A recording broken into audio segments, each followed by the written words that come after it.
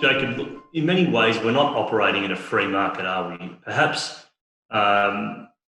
the proof is in the unprecedented monetary and fiscal stimulus that authorities can apply. Yeah. We may successfully mitigate what could be a deflationary bust here. Short-term deflationary forces seem to dominate as the economy is in hibernation. Do you see anything worse than a severe recession ahead? Your cash position indicates you are exercising some caution. Look, we are cautious. I mean, there's lots of unknowns around COVID-19. Probably the biggest one is simply the degree of asymptomatic infection in the community, i.e. infections that we're not picking up, and also the degree of any immunity. And until we have more information around that, it's hard to make a judgment on the necessary duration of lockdown. Governments have been very proactive on the fiscal front, and if you thinking about things that have changed, if you think about the decade leading up to this crisis, we had monetary policy without a lot of fiscal stimulus. And Antipodes has been really pushing this framework of populism will ultimately lead to fiscal stimulus. Well, we got there. We did get there, but probably not the pathway that we expected. So we've got now we have, let's call it, proactive monetary and fiscal stimulus, and the hit to unemployment so far has been much larger than the hit to income. Right, because in the US, where you've got, we're at 15% unemployment, 20 million people getting benefits. That benefit has been increased by $600 a week, right? So the unemployment benefit in the US is running now at roughly $50,000 a year. So now COVID-19 has hit some of the lowest income groups. It's very sad what's happening. I mean, in terms of hospitality, travel, these are not high income. Now the government is paying them a supplement. So in some cases, the statistic I saw, which was amazing, was that something like of households that are earning less than $40,000 a year, more than some 40% of people have lost their jobs. Now they are going on to benefits that are potentially higher than what they were being paid.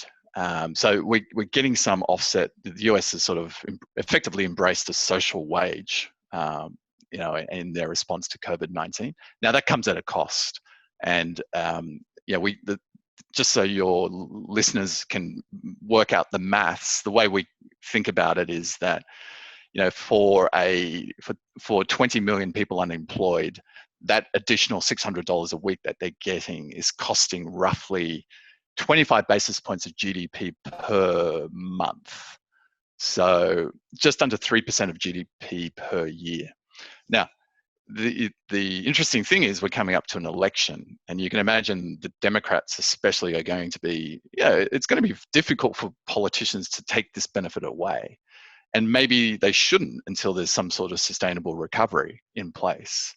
So lots of unknowns. What we do know is that we've got massive fiscal work trying to offset the worst of the demand shock through income protection. And I think in terms of our framework for investing we're looking 2 years ahead, 3 years ahead. Our investment horizon is, really it's a 3 to 5 year investment horizon. What we're thinking about this in stage 1, stage 2 dynamic. Stage 1 are the companies that benefit, without being sounding. Obviously, we're very conscious of how serious this is, but there's companies that are actually getting tailwinds, as we discussed. Internet, pharma, they are somewhat getting tailwinds. Those stocks, to the extent they're not expensive, I suspect are going to continue to perform okay. It's then thinking about the areas of the market where there's been massive dislocation and thinking about the companies that are going to come out stronger as stage 2 beneficiaries as the economies start to open up. And you will never get the timing perfect, but if you're buying the business at an extraordinarily cheap valuation, you are getting a margin of safety around that timing. And yeah, that's our framework for navigating this area. Do we get to an inflationary environment? Very, very hard to know. Maybe the thing to think about is some of the tailwinds, the deflationary biases that have been in place, which have been outsourcing to cheap labour markets. One response of governments to COVID-19 will be to bring supply chains closer to home. So I think that's inflationary, ultimately. The income stimulus, to the extent that recovery starts to get traction, is ultimately, could end up being somewhat inflationary. Demographics, most people say, well, older generation, that's inherently deflationary. Well, if you think about it, you've got fewer people working for, as you have more people retiring, the residual labor force is actually getting more bargaining power.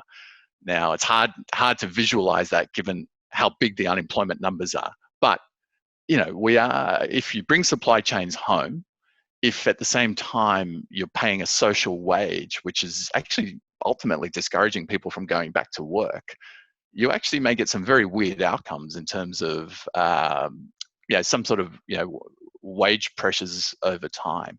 But it really so sensitive to the way we come out of COVID. So too hard to know, but I certainly would be keeping an eye out for those, monitoring those types of trends, supply chain localization, the extent that a social wage gets embedded in the system, and just the, ultimately the COVID specific issues of, herd immunity and the speed at which we open up the economy.